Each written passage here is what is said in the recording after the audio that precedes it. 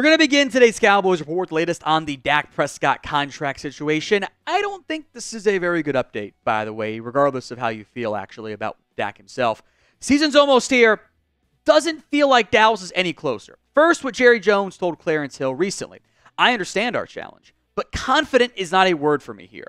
I feel that I think we can do it. We have not figured it out yet. We don't need to get this done before the season. We just don't need to get it done before the season. Because it's in all our interests, Dak and everybody, to have a great season. As a matter of fact, that's probably not realistic to think before the season. But my thought sitting here right now is we'll have Dak in 2025. All I'm going to say is this. It's not done yet. I would argue that's about as clear as it gets with Jerry Jones. They don't think they'll pay him. They might not feel like they actually need to pay Dak Prescott right now. And I think that is the most likely outcome. It's not a guarantee either way, but I have had my doubts for a while that Dak gets paid specifically before this season begins. They seem to think they can pay him before free agency, that they can get a deal done, the deadlines make deals, he wants to be a Cowboy, we'll make it happen at the last possible second, just like they do with all their other contracts. Now, Dak Prescott, speaking with media today, made a comment about, I don't listen to what Jerry says in the media, kind of joking. Everyone laughed at it.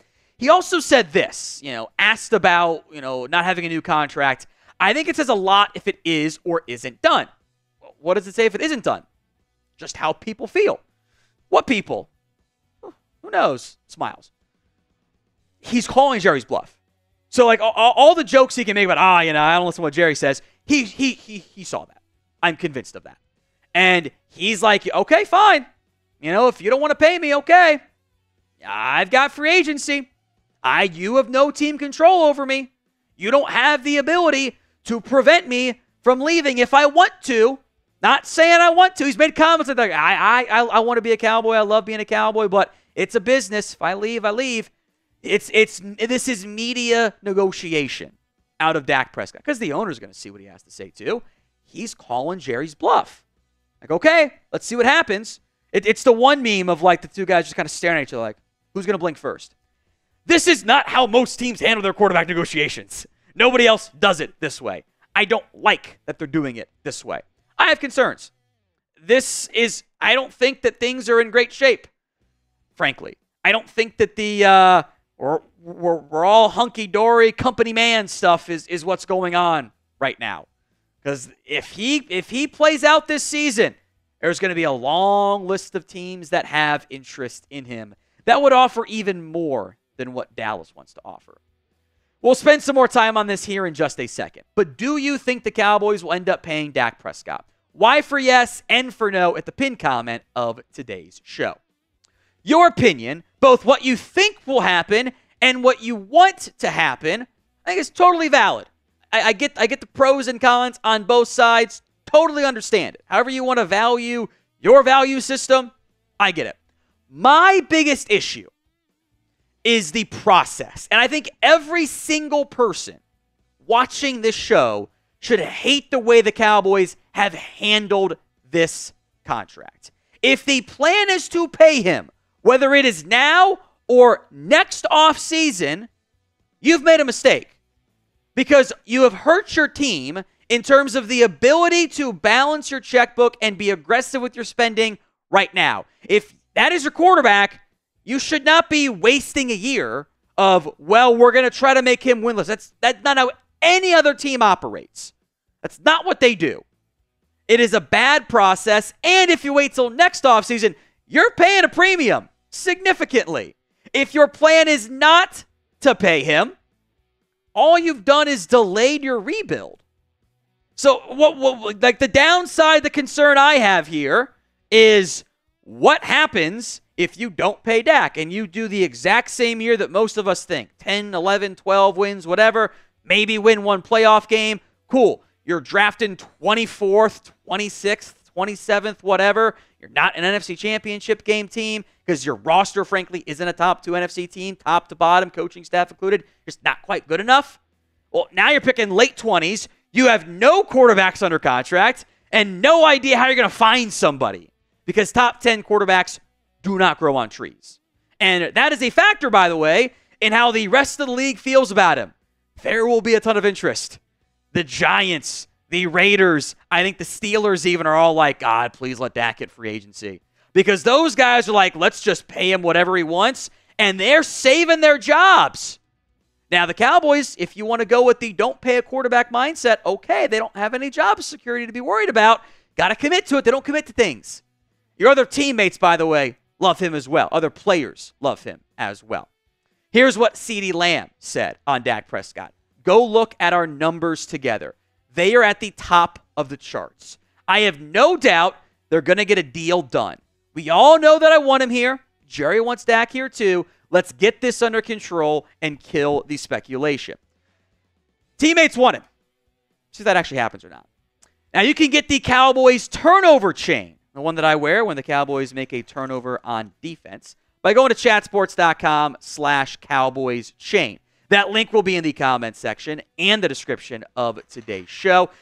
Mine's the silver. That is the Navy chain link. It's the one that I think pretty sure it's one that Big Mike wore, by the way, 2 years ago.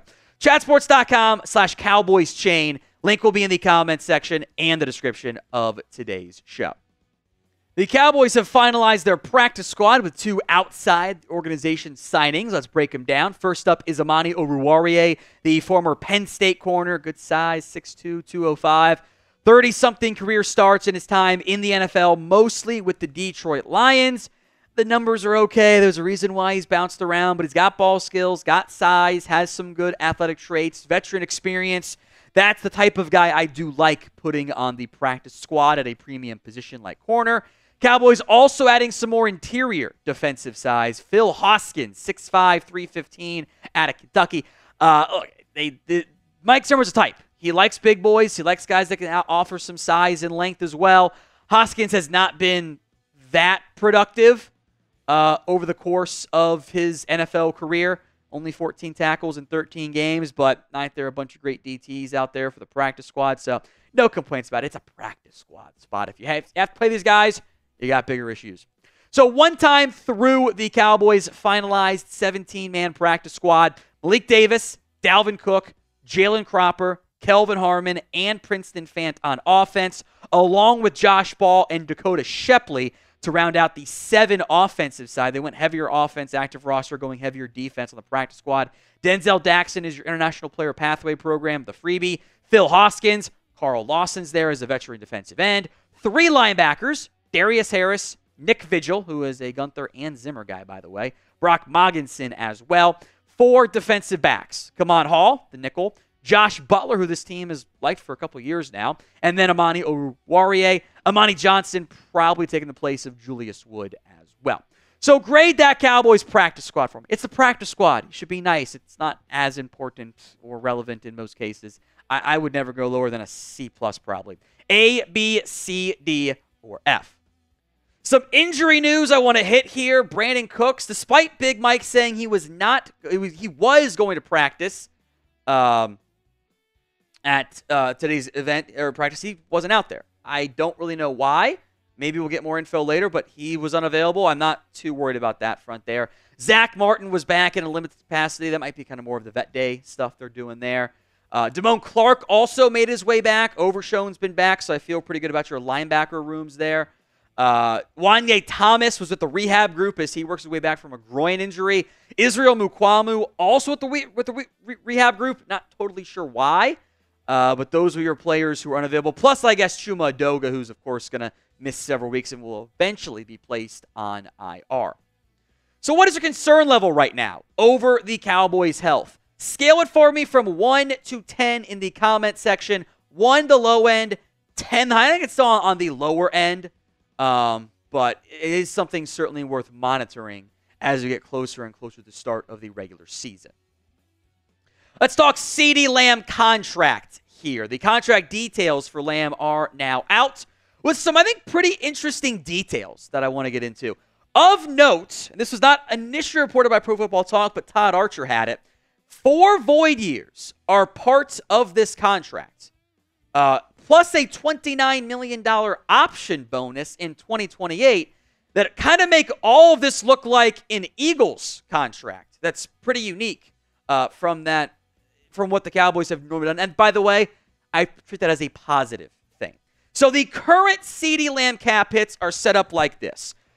$8.75 million this year, $35.45 next year, big jump. Then it drops, actually, $33.60 in 2026, $36.60 in 2027, $16.39 in 2028, and void years of $23.2 million in 2029.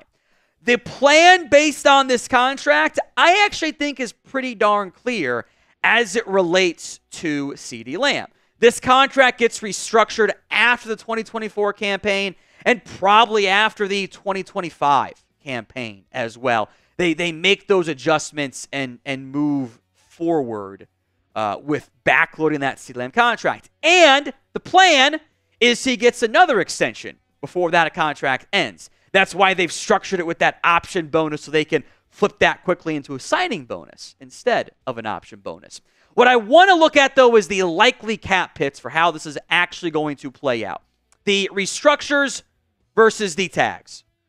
The hit this year is 8.75. Assuming you do the standard restructure in 2025 and in 2026, it is 14.91 and 19.7. That number can be adjusted a little bit up if needed if you don't want to make it the maximum, but that's about what you're doing there. That is a significant savings over the $17.99 fifth-year option, the $24.76 million tag, and the nearly $30 million tag in 2026. That's about $29 million in savings over 3 years. That is a not insignificant amount of money to save. That is a lot of money saved, and it's why you pay players early instead of waiting to the very last second.